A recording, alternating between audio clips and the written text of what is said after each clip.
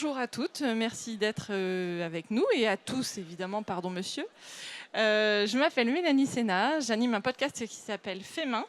Vous avez mon petit stand ici, juste si vous voulez aller voir un petit peu les créatrices et les créateurs que j'ai déjà interviewés. Ça fait 6 ans que j'anime ce podcast.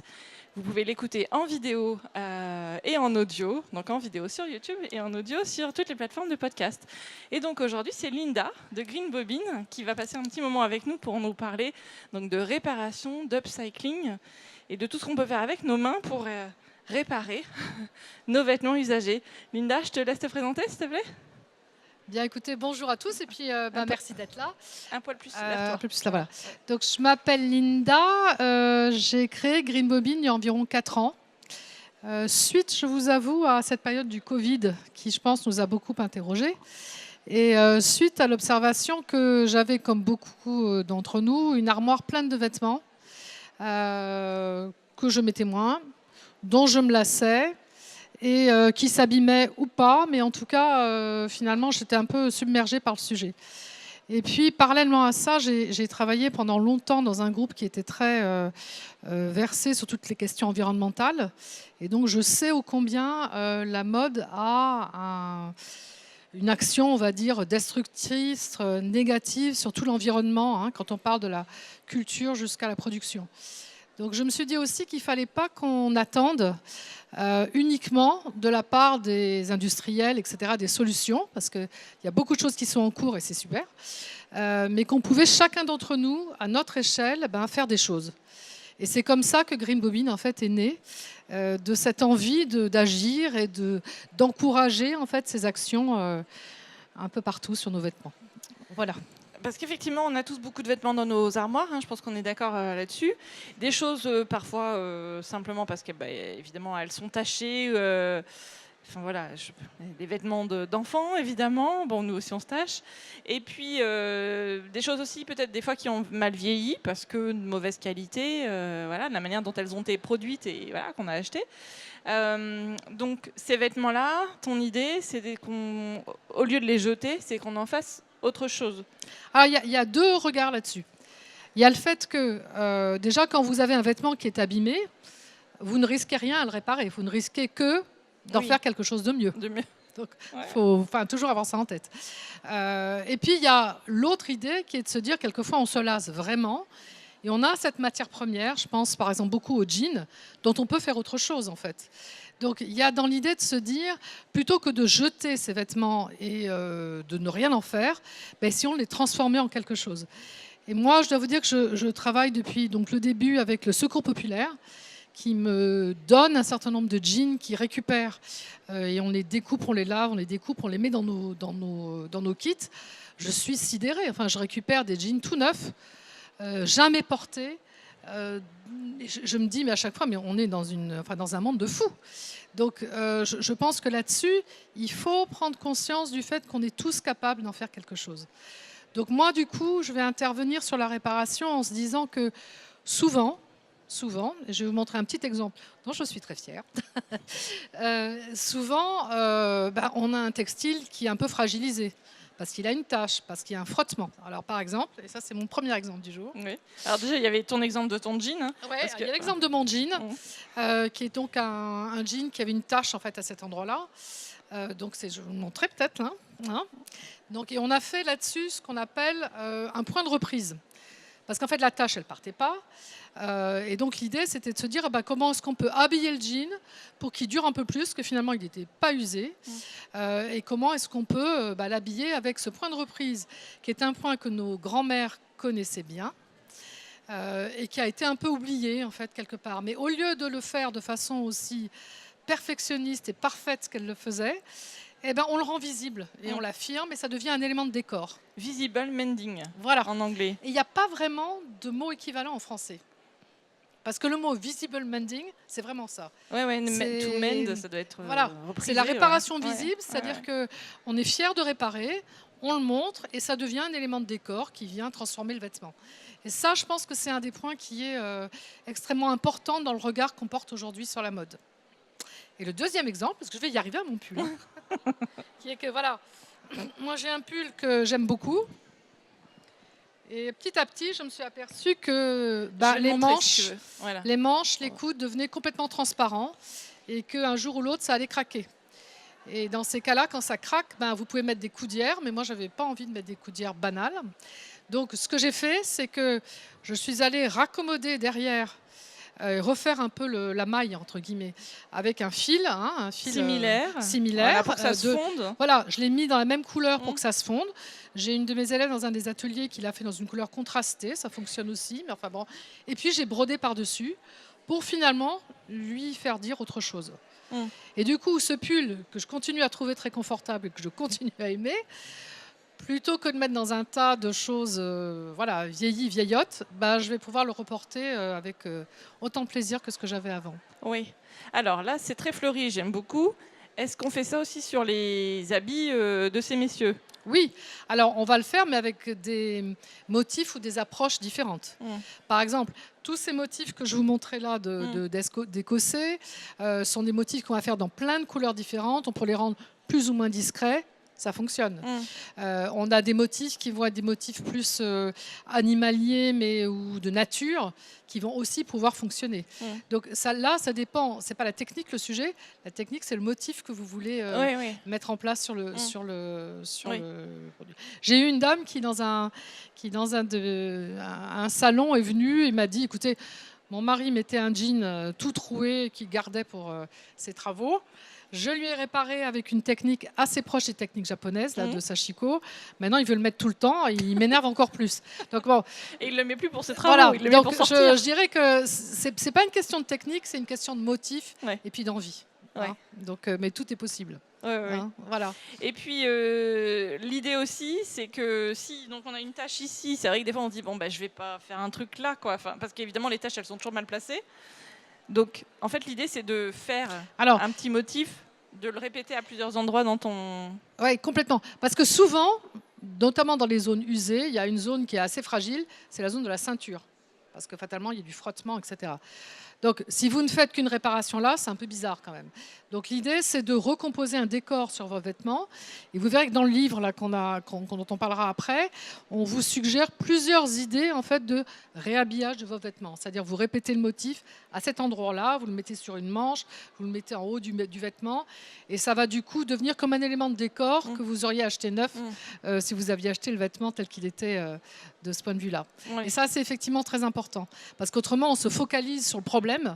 Et là, c'est un peu curieux. Oui, voilà, parce qu'on se dit, je ne vais pas faire un truc là. Voilà. Non, voilà. Moi, je me souviens, j'ai 2 filles, et donc elles ont abîmé des kilos de leggings, parce que pendant un temps, quand ils sont petits, on leur met beaucoup de leggings. Et donc, je mettais des patchs ou des choses comme ça, mais c'est vrai que c'était toujours un peu étrange, quoi. Donc, ça passait quand elles étaient petites. C'est ça. Mais évidemment, aujourd'hui, ça passerait moins. Mais bon, après, le mot patch, c'est le fait de rajouter quelque chose. Ça dépend ce qu'il contient. Si on parle notamment, alors peut-être de patch plus sur des jeans, on peut les mettre à l'intérieur du jean pour renforcer la zone, faire un système de broderie japonaise, par exemple du sashiko par-dessus, ou au contraire le mettre par-dessus et le rendre très très visible. Tout est faisable. Mais en général, de toute façon, on va avoir besoin de rajouter un peu de tissage, de rajouter un tissu derrière, pour renforcer la zone qui quand même est un peu usée par plein de choses. C'est ça, parce que mon mari a un short qui met beaucoup, qui est hyper usé. Et qu'il adore. Il est plutôt bien dedans, visiblement. Et donc, je pense qu'à chaque fois qu'il se baisse, il doit faire une ouverture de plus. Je l'ai réparé 15 fois, mais je pense que la prochaine réparation, il faut que je mette du patch à l'intérieur, un thermocollant. Du patch, ou alors vous pouvez mettre un autre tissu à l'intérieur. Et à ce moment-là, simplement le coudre, même avec un point de zigzag à la machine, de la même couleur, ça ne se verra pas et la zone sera vraiment renforcée. Oui, c'est ça, parce que en fait, j'ai l'impression que je m'évertue à réparer un truc. Et ça claque à chaque fois. Voilà, c'est normal. C'est normal. Alors, il y a la question aussi des chaussettes, parce que quand on s'est parlé avec Linda pour préparer l'intervention, je te disais, les chaussettes, on ne sait jamais bien s'il faut les repriser ou pas. Parce que comme après, évidemment, on marche dessus ou c'est en contact avec la chaussure, à chaque fois, je me dis, oui, mais bon, ça va me déranger dans le pied ou mes filles, etc. Qu'est-ce qu'on fait d'une chaussette? Alors, moi, je trouve que c'est un sujet qui n'est pas si facile que ça. Parce que, par exemple, j'ai participé à un atelier avec une créatrice anglaise qui a fait un projet extraordinaire, d'ailleurs, que sur la chaussette, en Angleterre, où elle a fait travailler des enfants dans des écoles maternelles et elle a fait une exposition de chaussettes raccommodées. Sauf que, en allant à cet atelier, je me suis aperçue que, comme c'était quand même un pays froid, enfin plus froid que chez nous en tout cas, elle avait beaucoup de chaussettes en laine. Et c'est vrai que la question de la finesse, etc., se pose moins.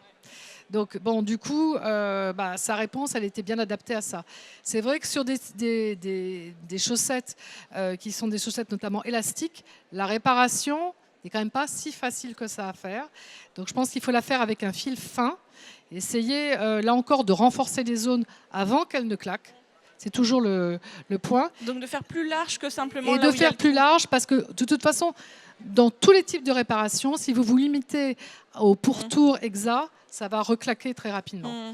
Mais sur les chaussettes, il faut surtout prendre un fil qui soit un fil fin et ne pas essayer de tirer trop pour qu'il y ait une certaine forme de souplesse encore, on va dire, dans la réparation. D'accord. Mais ton fil, tu prends quand même un fil de coton classique. Exactement. Okay. Exactement. Ça marche. Complètement. Il y avait aussi, tu parlais des jeans, mais effectivement, l'entrejambe des jeans, là où effectivement, ça frotte. C'est le premier endroit. C'est où ça pète toujours. Et c'est vrai que on peut même pas recouper pour faire un short parce qu'en fait, de toute façon, le problème n'est pas là. Donc c'est pareil, c'est le premier. C'est un des vêtements classiques. Oui, et moi je trouve que finalement c'est un des vêtements les plus faciles à réparer. Et on a un patron d'entrejambe en fait sur notre site parce qu'en fait il suffit d'avoir une forme qui soit adaptée en fait à la zone. Et vous remettez un tissu à l'intérieur et un morceau de jean à l'intérieur en faisant ce point zigzag dont je vous parlais. Donc du coup, vous allez renforcer... Oui, une petite question. Oui, mais la couture, elle va intervenir que sur certaines zones. Et la zone de réparation, vous allez la faire plus large que ça. Donc, oui, mais vous avez, à la limite... La couture, vous pouvez aussi un peu l'éviter parce que c'est pas là où ça claque. Ça claque en général en dessous, la zone où il y a une zone de tissu qui devient de plus en plus fine. Donc, franchement, je trouve pas. Et en plus, le sujet des jeans, c'est que au plus vous les portez, au plus ils deviennent doux, au plus ils deviennent mous et au plus ils deviennent fragiles. Donc, à la limite, à ce stade-là, c'est presque plus facile à réparer que s'ils avaient été plus neufs. Ouais. Donc franchement, en y allant doucement, voilà, pas grosse vitesse. Oui. Bon, évidemment, une aiguille à jean, on change tous nos aiguilles. Voilà. Et puis, ce que vous avez plusieurs façons de le faire. Vous allez avoir une pièce qui est plus grande que l'emplacement, entre guillemets. Vous allez pouvoir la longer au niveau justement de la couture centrale. Et après ça, vous faites votre point de zigzag sur les côtés pour renforcer la surface, entre guillemets. Et donc, soit on choisit que ça se voit, soit on essaye que ça soit un peu plus discret. L'entrejambe, en général, on ne veut pas trop le montrer. C'est pas faux. Mais on a toujours un peu peur. Ouais, mais si c'est du ton sur ton, honnêtement, ça passe. Bon. Donc on évite de jeter aussi du coup nos jeans parce qu'on peut garder pour faire des pièces. Oui, exactement. Exactement. Et puis évidemment, en fait tous les tissus aussi, parce qu'il y a des fois peut-être que c'est pas taché, rien du tout, mais en fait juste ça nous plaît plus. Ou alors on a pris du poids et donc on peut plus mettre.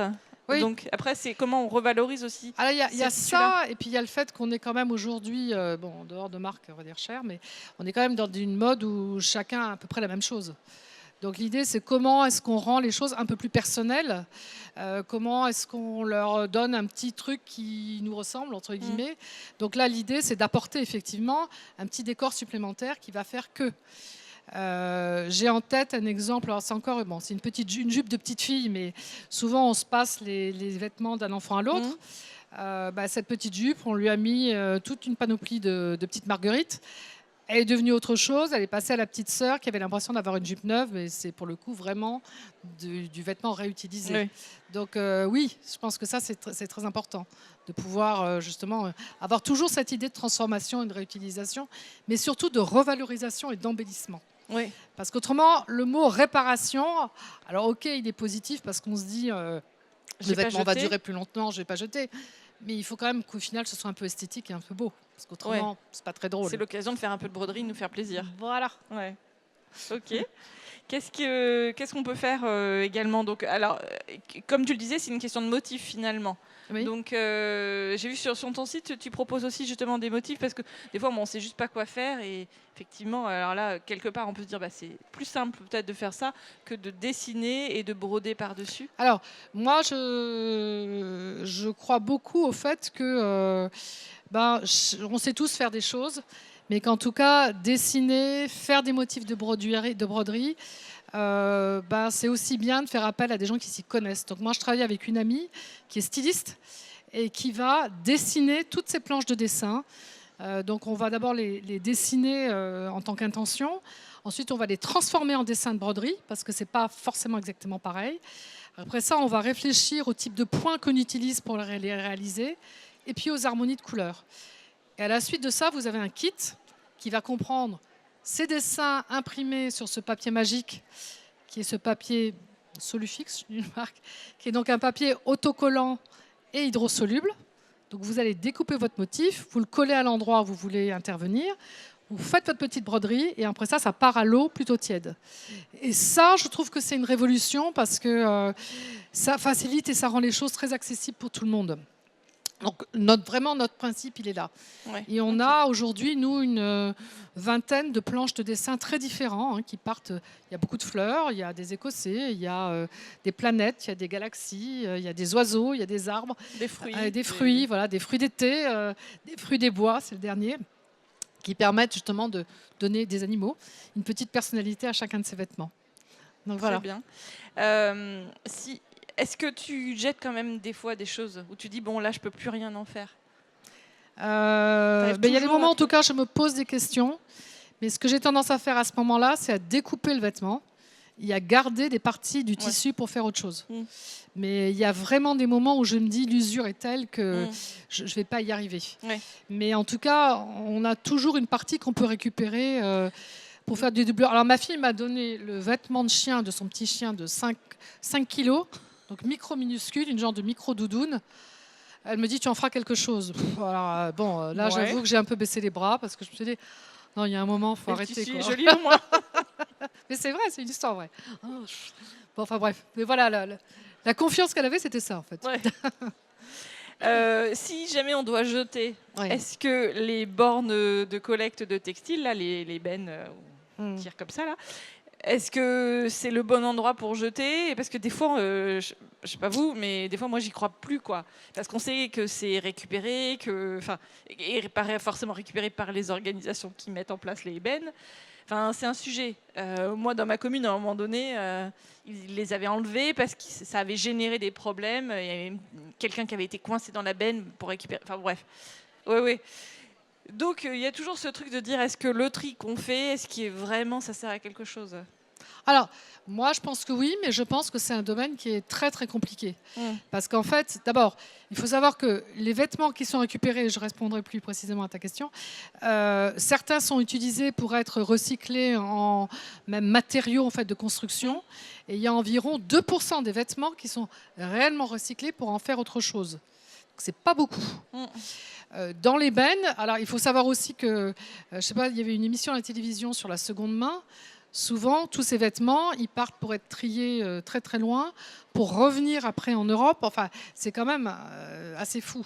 Donc, c'est pour ça que moi, j'avoue qu'on n'y croit plus beaucoup, quoi, ce tri. Alors, j'avoue que par exemple, je déposerais plutôt dans des centres type des centres Emmaüs ou des sites secours populaires, parce que j'ai l'impression qu'on est quand même plus en contact direct avec les personnes qui vont pouvoir en bénéficier. Donc même voilà. Des vêtements tachés, parce que... Alors tachés, non, d'ailleurs, en principe, voilà. Ils ne les prennent pas. Hein. Bah, c'est pour ça, donc on distingue bien les vêtements qui sont tout à fait portables, etc. Et là, donc, secours populaire, Emmaüs, ressourcerie, recyclerie, tout ce qu'on veut. Et dans les bennes, plutôt, effectivement, moi, c'est plutôt ce que j'ai tendance à faire. Exactement. Exactement. Donc là, les vêtements qui sont tachés... oui, voilà.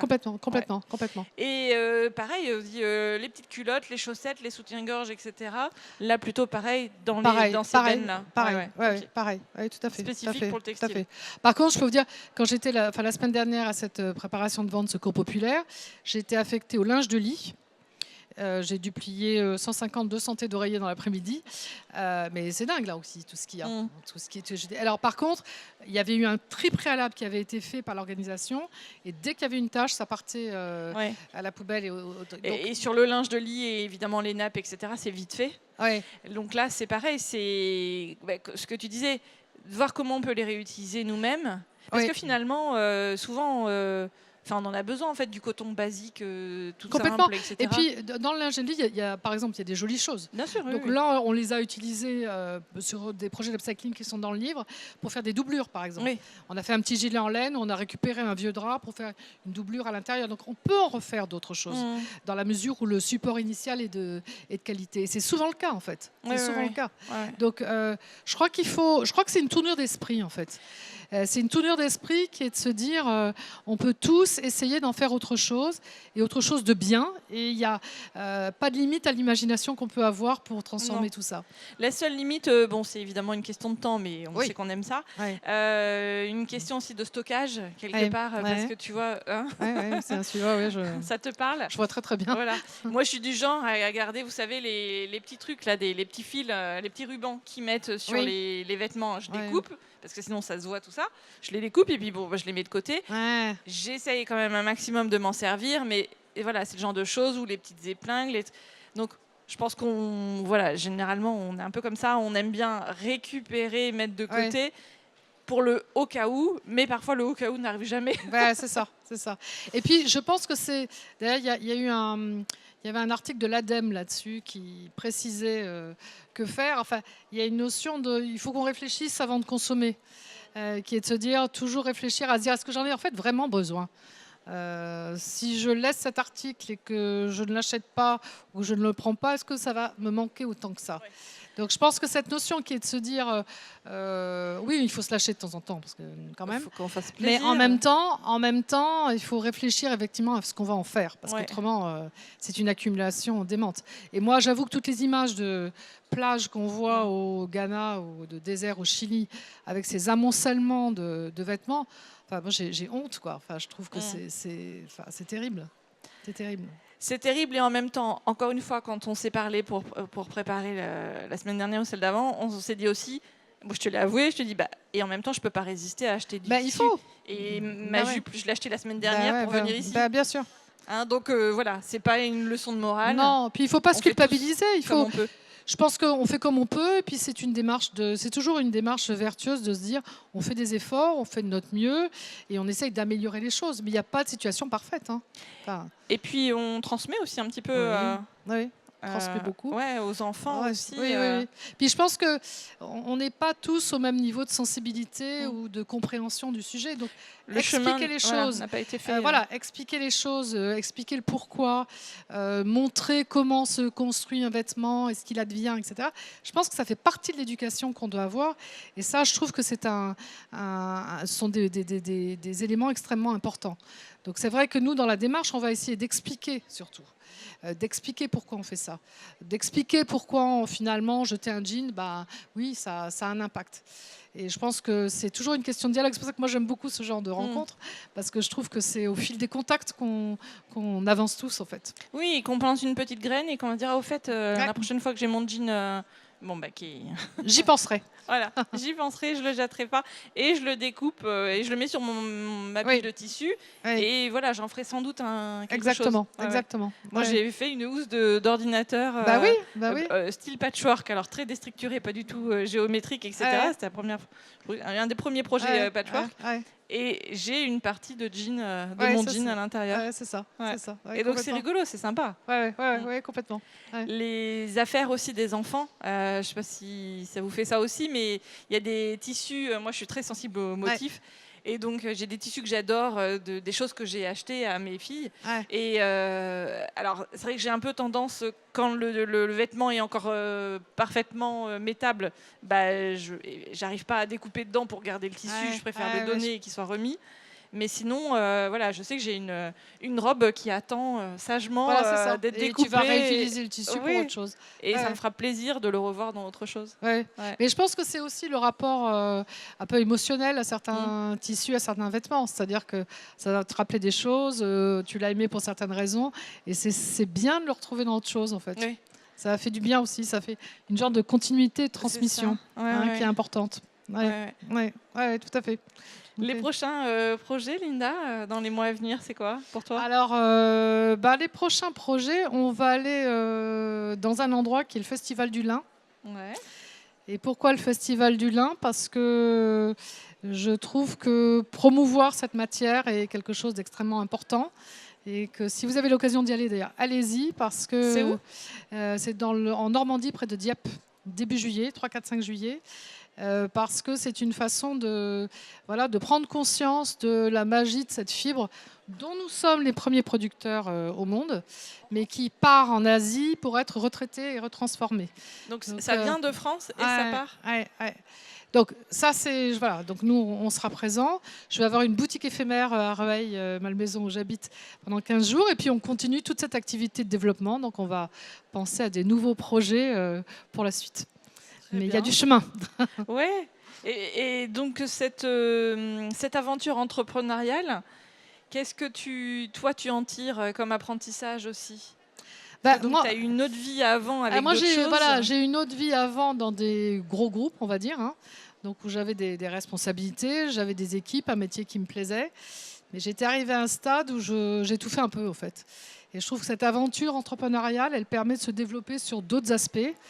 On fait du touche à tout, je veux dire, toute la journée, mais ça me plaît. Et ensuite, on peut choisir aussi avec qui on a envie de travailler, comment on a envie de le faire. Je me demande si je ne travaille pas plus qu'avant, peut-être. Mais bon, à mon avis, il y a un moment, il faut se préserver un tout petit peu et se dire ok. Mais oui, je pense que ça me permet de développer une partie de moi qui était peut-être un peu endormie pendant toutes ces années. Et donc, je suis contente d'avoir pu vivre, de vivre les deux expériences, en fait. C'est ça que je trouve très, très intéressant. Après, c'est pas toujours facile tous les jours. Et alors, qu'est-ce qui te plaît le plus dans cette activité? La première, c'est les rencontres. C'est-à-dire, je trouve que c'est pour ça que je suis là aujourd'hui, mais je fais pas mal d'ateliers en fait, un peu partout, et c'est la rencontre, c'est le fait d'avoir l'impression de contribuer à redonner confiance à des gens qui m'y arrivent et qui me disent non, moi j'ai jamais fait, je sais pas, j'en serais pas capable. Alors que je pense qu'on est tous capables. C'est clair. Donc j'ai l'impression de contribuer un peu en fait à ça. Donc je trouve que puis j'apprends toujours beaucoup de choses moi de toutes les personnes que je rencontre. Et puis le fait d'avoir l'impression de contribuer un tout petit peu à faire un peu de mieux et de bien dans cet univers. Et j'ai toujours été passionnée par le textile. J'ai retrouvé, par exemple, dans mes affaires, un jean de mes 14 ans que j'avais déjà réparé. J'avais complètement oublié. Mais bon. Donc c'est rigolo. Ça veut dire que c'est quelque chose que j'avais en moi depuis longtemps. Donc j'ai l'impression d'être assez en accord en fait, avec ce que ce que j'aime faire. Oui. La jeune Linda serait fière de toi. Aujourd'hui. Oui. C'est super. Ouais. C'est super. Et qu'est-ce que tu aimes le moins faire? Ce que j'aime le moins faire, c'est... y a des aspects administratifs qui me fatiguent un peu. C'est bizarre, t'es la première à me le dire. Et puis, ce que j'aime le moins, c'est pas faire, mais il y a quand même des jours où il y a des notions d'angoisse qui remontent. Parce que les ventes ne sont pas là, parce que, je sais pas, tel produit ne fonctionne pas comme on aurait envie, parce que moi, je travaille beaucoup avec des ESAT et j'aime beaucoup ça, mais il y a des jours, ça ne fonctionne pas aussi vite que j'aimerais aussi. Donc, il y a des jours où il y a des frustrations qui s'accumulent. Et ça, donc il faut apprendre à se dire, bon, ok, c'est pas grave, je mets de côté, je reprendrai demain. Il faut savoir surmonter ça. Donc ça peut créer une forme d'angoisse qui, quelquefois, me gêne, en fait. Ouais. Donc il faut surmonter le sujet et puis se dire qu'il y a toujours des solutions en fait. Oui. Ouais. Oui, qu'il y aura autre chose. Voilà. Puis l'entrepreneuriat, tout le monde ne comprend pas en fait. Enfin, moi je sais que je suis comme tout le monde. J'ai des amis qui ont des positions dans certaines boîtes. Devenir entrepreneur, j'ai pas 22 ans, enfin presque, mais pas tout à fait. Les gens comprennent pas. Ils me disent mais pourquoi tu t'embêtes? Pourquoi tu t'embêtes? Pourquoi tu fais ça? Et d'ailleurs, souvent, on me pose très peu de questions. Et c'est vrai que c'est, je pense, une démarche individuelle forte. Et je pense que ce qui est intéressant, c'est de mener son chemin comme on l'entend et de le faire. Voilà, parce que ça me correspond à moi, ça ne correspond pas à d'autres. Bon, tant pis, c'est pas grave. Ouais. Pas grave. Mais ce jugement de valeur, quelquefois, il va me blesser un petit peu, oui. Ouais. Mais bon, des fois aussi, c'est les propres peurs que oui, les mais gens c'est projettent pas, sur... voilà, c'est pas grave. C'est bon. pas très grave. Bon, on retient la partie création aussi. Oui, que tu dois, bien sûr. Bien sûr. C'est partie du sujet. Ouais. Voilà. Très bien. Est-ce que vous avez des questions pour Linda ? Non, on a été hyper clair, hyper limpide, vous avez tout compris. Alors, on démarre par quoi ? Si on reprend notre sujet de on améliore nos vêtements, pour toi, le truc le plus basique, voilà, on rentre chez nous et on prend le premier vêtement oui. qui a un problème. Qui a un problème. On regarde le problème quand même. Hein. On se dit, qu'est-ce que c'est ? Est-ce que c'est très grave, pas assez grave ? Enfin, il faut un peu réfléchir. Et puis là, on se dit, qu'est-ce que je peux faire en fait ? Qu'est-ce qu'il faut que je fasse ? Et je pense qu'il faut déjà se dire, déjà, je dois réparer le problème pour éviter que ça se répande. Et après, comment est-ce que je réhabille ça pour en faire quelque chose que j'aurais envie de porter, en fait. C'est ça, ok.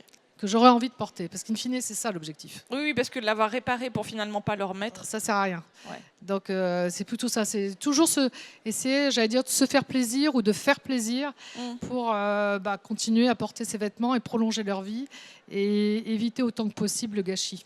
Oui.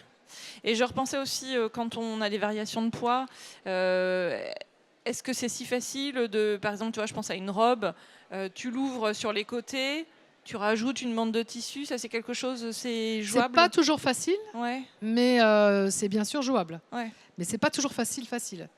Je pense qu'il y a des moments où, par exemple, certaines robes utiliser le tissu pour en faire plutôt une jupe et du coup jouer sur la largeur du tissu, c'est une façon qui n'est pas très compliquée en fait à utiliser, qui peut être faite. Okay. Mais c'est pas toujours facile. Moi, j'ai des chemises que j'ai plus de mal à mettre. Dans ces cas-là, je vais soit essayer de les offrir à des personnes à qui je pense que ça va faire plaisir, ou carrément d'utiliser le tissu pour faire autre chose. Oui. Et donc là, est-ce que la bonne idée aussi, c'est pas directement, tu vois, parce que bon, je sais pas si vous êtes comme moi, vous avez une pile de choses où je m'en occuperai plus tard. Ouais, c'est dangereux ça. C'est dangereux. Donc est-ce qu'il faut pas tout de suite, à partir du moment où on a décidé que de toute façon, ok, on pouvait plus, que le vêtement en tant que tel, on pouvait plus l'utiliser, on découpe tout de suite le tissu, grossièrement. Alors, moi, je pense que c'est ça qu'il faudrait faire, sauf que personnellement, je n'y arrive pas. C'est-à-dire que ma pile, elle existe, elle grandit, puis il y a un jour, je me dis, c'est plus possible. Là, il faut vraiment... Parce qu'on n'a pas toujours l'idée tout de suite de ce qu'on a envie de faire. Aussi, donc, il y a des choses qui s'imposent. Hein. Moi, il y a des tissus que vraiment j'aime beaucoup et je me dis, non, alors ça, certainement pas. Je ne peux pas le jeter, je ne vois pas ce que je vais en faire. Donc là, je garde le tissu. Il y en a d'autres, on ne sait pas trop, en fait. Donc, dans ces cas-là, il vaut mieux garder un petit peu. Patienter. Et quand ça devient insupportable, là, il faut agir. Il y aura le bon moment. J'ai fait récemment parce que j'étais submergée. Mais je ne voyais plus rien, donc ça ne servait à rien, en fait. Mais bon, il faut voilà. Chacun son... Puis ça dépend de l'espace qu'on a. Oui. Mais empiler, c'est un peu dangereux parce que ça peut rester dans les piles longtemps. Oui, c'est ça. Bon, très bien. Toujours pas de petites questions ? C'est bon ? Eh bien, parfait. Linda, on te retrouve sur le stand D6. Green Bobine. Donc, sur la D comme Daniel, 6. Parfait. Et puis, donc, greenbobine.fr. Oui. Parfait. Voilà. Merci beaucoup. À bientôt. À bientôt.